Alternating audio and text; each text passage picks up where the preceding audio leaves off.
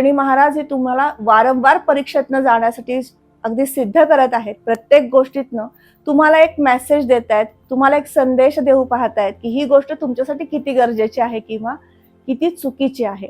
आणि हे सगळं मिळवताना मात्र संघर्ष हा होतोच आणि तो तुमच्या जीवनात आता सध्या सुरू आहे.